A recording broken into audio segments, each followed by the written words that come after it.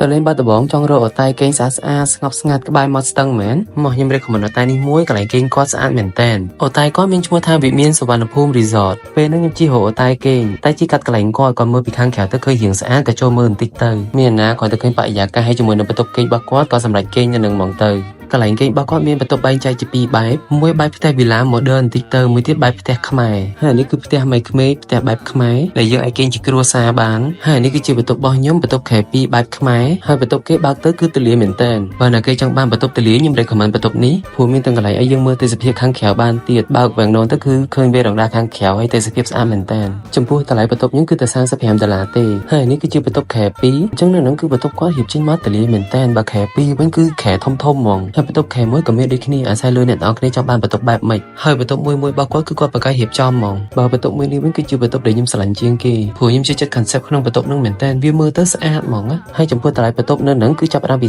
$30ឡើងទៅហើយខ្ញុំឃើញគេថត pre wedding នៅនឹងច្រើនទៀតអញ្ចឹងបើសិនជាអ្នកនរគ្នាទៅលេងបាត់ដំបងហើយអាចដឹងគេងនៅណាអាចមកគេងនៅនេះបានស្អាតស្ងប់ស្ងាត់ហើយនៅក្បែរមាត់ស្ទឹងបាត់ដំបងទៀតអញ្ចឹងវីដេអូខ្ញុំមានតែប៉ុណ្្នឹងទេជួបគ្នាវីដេអូពេលក្រោយបាយបាយ